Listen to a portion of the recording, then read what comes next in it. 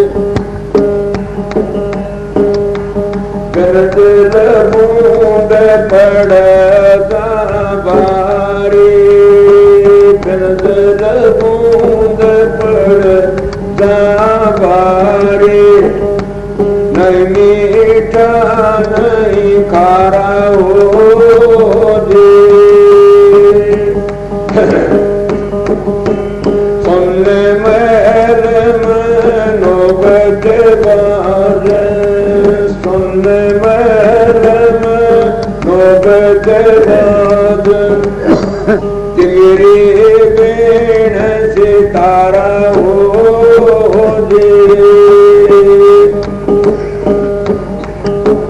मेरे में हो सोए जान भाई साधो, आशा देश हमारा हो जे।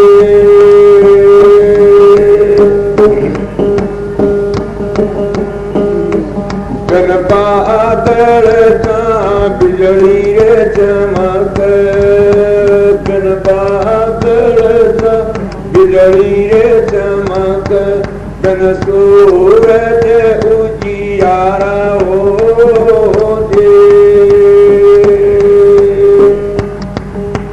बिन नैन का मोती रे पोए, बिन नैन का मोती रे पोए, बिन सूर शब्द उतारा हो जे।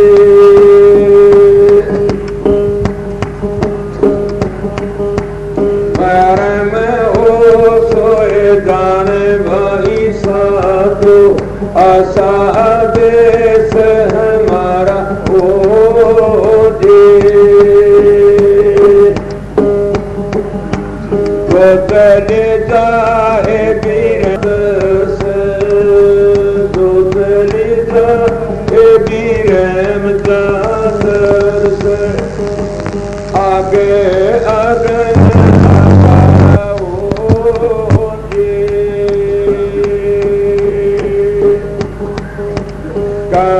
कबीर सुनो भाई साधो, कह कबीर सुनो भाई साधो, पूछे कोई गुरुमुख प्यारा हो जे, मेरे में हो सोए जाने भाई साधो, आशा देश हमारा हो जे।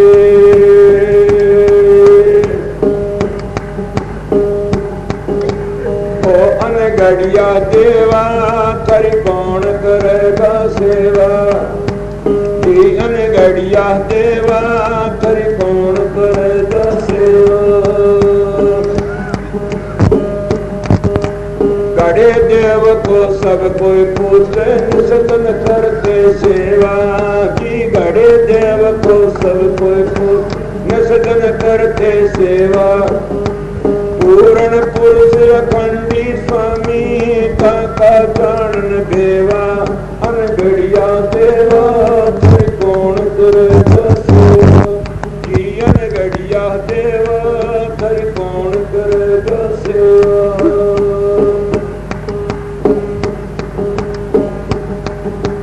दस अवतार निरंजन कहिए से अपना ना होए, दस अवतार निरंजन कहिए से अपना ना होई,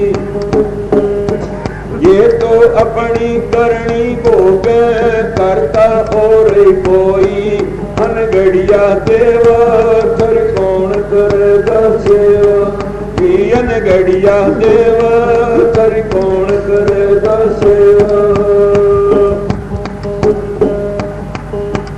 ब्रह्मा विष्णु महेश्वर कहिए जिन श्रीला की काई, की ब्रह्मा विष्णु महेश्वर जिन श्रीला की काई, इनका भरोसे कोई मति रहियो, इन उन्मुक्ति पाई, अनगढ़िया देवा कर कौन करेगा सेवा, की अनगढ़िया देवा कर कौन करेगा सेवा।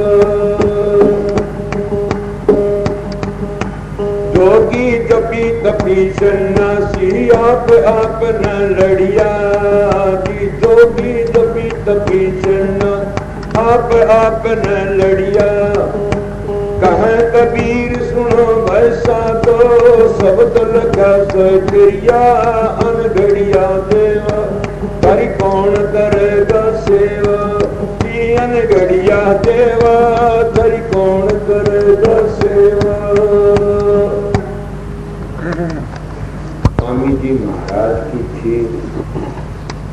और ये दो शब्द कहे ये कबीर साहब की वाणी से। और कबीर साहब पूर्ण पुरुष थे, 40 युगों के माने जाते हैं। पूर्ण पुरुष थे, करनी के धनी, बल्कि कहा जाता कबीर साहब सबद स्वरूपी थे। तो कबीर साहब के कहते हैं, उन्हें पहली तो गोरख के क्षेत्र को मुकाबला था, बातें करी से कि मेरे मुँह से जाने भाई साधो, ऐसा देश हमारा। वो बताया कि हमारा ऐसा देश है जो मेरे मुँह ही जानता है, बगैर मेरे के उसका पता नहीं लग सकता है। और वो कितना है वहां पर तारे, चांद, सूर्य, बिजलियां, जितना सब को प्रकाश का खेल बता दिया। पर कर्मों का भोग बताया आज्ञा आखी ने कि जिनकी तुम आसमान भी बैठे सो वो तो तुम्हारी मदद नहीं कर सकते हैं, स्वर्गों बैकुंठों तक कर सकते हैं, आगे नहीं कर सकते हैं। अगर आप लोग ये भी कह सकते हो कि स्वर्गों बैकुंठों तो आप लोग कहते हो और भी कोई प्रमाण जो हाँ देते हैं, किसको स्वर्ग और बैकुंठ तो उर्ला व्यवहार है। कृष्ण जी महाराज गीता बड़ी सुंदर मिसाल दे बताते हैं। अर्जुन और कृष्ण का कोई बात है, कोई कहते हैं अर्जुन महाराज के महाराज ये जो उसको जिसको घटा चढ़ी आती है हर बाल काल की वो बादल फट जाते हैं, इसी तरह जो योगी लोग योग अभ्यास करते करते थोड़ा छोड़ देते हैं तो उनकी गर्द में क्रिया रहे उनको क्या फल मिलता है। तो कृष्ण जी महाराज कहते तुम पढ़ा लिखा नहीं होने, ये सुनी बातें इसका मतलब समझ लेना। तो कहते हैं कृष्ण जी महाराज के हे अर्जुन, जो मेरे योगी लोग योग अभ्यास करते करते थोड़ा छोड़ते हैं अगर में रह जाते क्रिया, उनको स्वर्ग और बैकुंठ में सजा में देता हूँ। अब सोचो कितनी बड़ी बात है कि संत उसको सजा कहते, कद के कृष्ण जी महाराज भी इसको सजा बताते, फिर इसीलिए सजा का हाथ नहीं लगाना चाहते संतों। क्यों? वो फिर कहता कृष्ण जी महाराज के वो सजा में देता हूँ और वो अवधि पूरी हो लेती है, पुण्य पूरा हो लेता, फिर वो संसार में आता है और संसार में आके क्या करेगा कि वो अच्छे घर में जन्म लेगा, बड़ा विद्वान बनेगा और जहां से वह क्रिया छोटी थी उसी जगह तक फिर लग जाता है और फिर वो पूरा काम कर जाता है। अगर फिर भी अधूरा रहता फिर जन्म ले लेता है। इसलिए एक जन्म में, 2 जन्म में, 3 में, 4 में वो अपना काम पूरा कर जाता है। तो इसीलिए कृष्ण जी भी कहते तो संतों ने कौन सा बुरा कर दिया। संत भी यही तो कहते हैं कि ये तो करनी का मार्ग है, इसी जन्म में काम करो। अगर चूके तो फिर चूके कर्मों का भोग भोगना पड़ता है। फिर कौन भोगता? सबने भोगना पड़ा। देखो तीनों अवतारों ने भी, तीनों देवता कौन से, ब्रह्मा विष्णु महेश की हालत आपने सुनी होगी। 10 अवतारों ने भी कर्मों का भोग भोगना पड़ा कि 4 अवतार तो कच्छ मच्छ बिरा और फिर नरसिंह भगवान ये तो पशुए दूनी के हुए, इनका ऊपर जाकर के न और 2 अवतार कौन से बने, राम और कृष्ण। जब इन दोनों ने भी अपने कर्मों का भोग भोगना पड़ा। अब ये तो सभी बताते हैं, कहते हैं तुलसी साहब घटरामन बड़ी अच्छी तरह बताता कि रामचंद्र जी पहली क्या राम थे और बाली के तीर मारा लुक कर की ने। दूसरे जन्म में रामचंद्र जी कृष्ण बन के आ जाते हैं और वो के रामचंद्र जी कृष्ण बन के आगे वो बाली था, वो बालिया भील बन के आ जाता है और उसने बाली का तीर मारा तो बाली भील ने कृष्ण का तीर मारा। जब सब परिवार खप गया, जंगल में लेटा गया था, पांव में तीर ला गया। इसलिए कर्मों का भोग बड़े बड़े अवतारों ने भी भोगना पड़ा, ऋषि मुनियों ने भी भोगना पड़ा। हम कौन से खेत की मूली से जो नहीं भोगते हैं, सबने भोगना पड़ता। इसीलिए ऐसा कर्म करना चाहिए जिसका हम बार बार दुख न पावा, बार बार बाहुर बार जन्म न लिया। दूसरी बातें वो क्या थी, ब्रह्मा विष्णु महेश्वर कहिए इन सर लागी काई। ये तो शास्त्रकार किसी को भी बुला लो, इन तीनों की सीधी मिसाल आती है। अगर न्यारे न्यारे पूछे जाए तो एक छोड़ क्या सुख सागर में शिव जी का तो इतना बुरा हाल बताते हैं कि बड़ा भारी निशान करवाए थे, इतना पड़ गया था मेरा अंदर। इसीलिए ब्रह्मा की क्या हालत हुई कि पारा गिर जाता, विष्णु की क्या हालत हुई जैसे तुलसी उसके ऊपर चढ़ती है, अब ये वरदान मिला है। और तीनों की इकट्ठी मिसाल लेना चाहते हो तो सोचो कि माता अनुसुईया ने 6 महीने के बना दिए, ये तो सारे शास्त्र कहते हैं। तो इसलिए कर्ता को और कोई है, वो परमात्मा सारी दुनिया करता और है, पूर्ण वो शब्द है। उस शब्द को इसीलिए प्रेमियों सत्संगियों के परमात्मा की भक्ति करना दूसरी चीज है, संसारी यज्ञ होम पूजा पाठ करना दूसरी चीज है। मुक्ति के लिए तो सतगुरु की दया मेर करें उस शब्द की कमाई करनी पड़ती है। तो इसीलिए मैं एक शब्द कौन सा बताऊंगा, कई लोग अभ्यास करते हैं, अभ्यास करते करते फेल हो जाते हैं। क्यों होते हैं फेल? कि गुरु पर विश्वास नहीं होता है। इसीलिए हमने क्या करना चाहिए कि इतना पक्का होकर कि रहना तो तीनों का मता एक होता है। तीन को पतिव्रता, औरत, गुरुमुखी और कुत्ता, इन तीनों का एक सा मता होता है। अगर या तो कुत्ते की लैंड ले लो, या पतिव्रता की लैंड ले लो, या गुरुमुखों की लैंड ले लो। अगर एक लैंड को भी पकड़ लोगे तो अपने घर पहुंच जाओगे। ये निशाना सही मारते सन क्या कि पतिव्रता हो कभी पति का नाम नहीं लेती है, चाहे कितनी भी तकलीफ हो दुख हो, अपने पति का नाम आजकल तो ले लेते हैं। क्यों? आजकल तो सारी बार मुल्कों की चाल आ गई, बड़ बूढ़ी बूढ़ी कई हैं, उनको पूछ के देखो जो नाम लेती हो तो। हमारे गांव में एक मेरी दादी लाग गई थी, उसके धनी का नाम तारा था। वह कभी तारा नहीं कहती, कब उठी दादी के उचल कड़ियां लगड़ा दी उठी थी, इस तरह बोला करती थी। इतना काफी पुरानी कभी नाम नहीं लेती। तो पतिव्रता की मिसाल यही है कि वह कभी भी अपने पति का नाम नहीं लेती। तो क्या करती है? वह अपने पति का ख्याल रखती है। जब अपनी पति का ख्याल रखने का जीवन सफल हो जाता है। मैं नाम लेने तो क्या कहा आप लोग गलत न समझ जाओ। हमारे सत्संग में संगत हो रही थी, अब उन्होंने कह दिया हमारा चौका बेऊ नहीं होता, जूती पैरी हो। मैं तो एक बीमारी गाड़ी थी, जूती पैरी अपने आप उखाड़ी करके एक बेबे जाके ढाब ढाणी में की थी, वह चूल्हे आगे बैठ की रोटी पर जूती पैर की रोटी घालन लगी। उसका लड़का आया कहने लगा माँ जिया चाल कड़े सीख आई।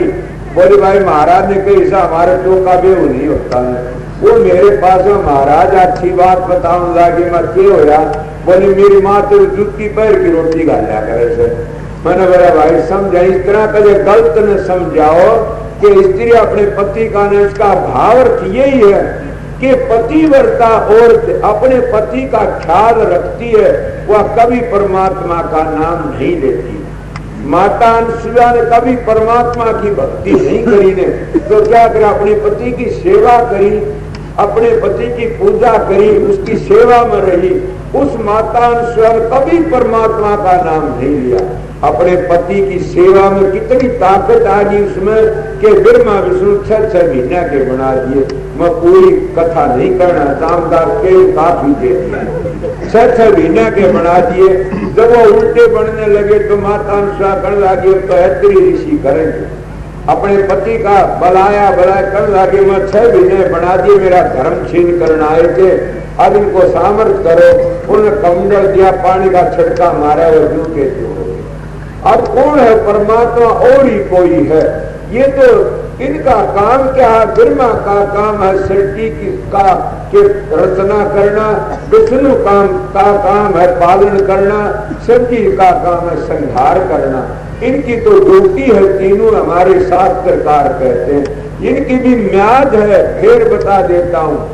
किसी ने मैं सुनी थी किसी जगह पर ऐसा आता है कि चारों जुगों का एक चौकड़ी और फिर कई बैठकर जो कितनी चौकड़ियां का एक पदम फिर नील फिर इस तरह करके न कहते हैं कि इस तरह हो करके न एक कल्प बीत जाता है जो ब्रह्मा का एक जन होता है।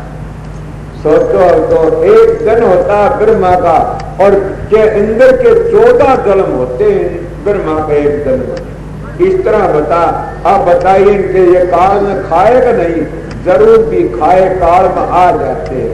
इनकी म्याद है वो सभी काल को खाए, ये बताते महात्मा लोग। तो इसीलिए प्रेमी सत्संग तेरा कुल शब्द लख्या सोच तेरिया, जिन्हें शब्द को लख लिया वो तिर जाता है, शब्द की बढ़ाई बताई। तो इसीलिए फिर दूसरा प्रश्न के गुरुमुखों की लैन ले लो कि गुरुमुख होता हो कभी भी ध्यान भजन नहीं करता तो क्या करता, गुरुमुख तो गुरु का ख्याल रखता है। जैसा हजूर महाराज कितनी सेवा करा करते थे, मन इन महात्माओं की बातें संतों की बातें सुन की तसल्ली हुई कि बाबा सावण सिंह एक दिन भजन में बैठे हुए थे तो बाबा जयमन सिंह आए, कहने लागे सांवड़ कि हाँ महाराज के तू ध्यान में मत बैठा कर, तेरे लिए मन वो धन इकट्ठा कर दिया कि 7 पीढ़ी खाए जाओ बैठी गए, आप भजन मत बैठा, मेरा जी दुख पाता तू बैठता। अब बताइए क्या गुरुमुख थे सावण सिंह, तो किस तरह वे गुरुमुख गुरु का ख्याल रखते थे। गुरु का ख्याल कहता है कि गुरु की भक्ति तवज्जा से करी जाती है। जैसे कछुआ अंडा देती ने दूध को 1 मील पर पानी में आ जाता, वो पानी बैठा दृष्टि से उस अंडे को से लेता और से करके ने फिर बच्चे ने अपना घोड़े बना लेता है। ये है गुरु भक्ति। इसीलिए जब जाते तुम देखते नैनीताल के पहाड़ों तालों में गोंद अंडे देकर के उड़ारी ले जाती हैं और वो फिर उल्टी बाह उड़ती है, कितनों के बच्चे लग जाते हैं, वो आपसे रास्ते मिलते हैं, अपने अपने बच्चों को पहचान लेती है, किस तरह वह निगाह रखती है, इतनी दूर जाकर के भी अपने अंडों को दृष्टि से पाड़ती है, वह पका लेती है। इसीलिए सतगुरु का ख्याल रखना चाहिए। तो सतगुरु की भक्ति ख्याली होती है, ख्याली जिसकी भक्ति पक्की है वो गुरुमुख माना जाता है।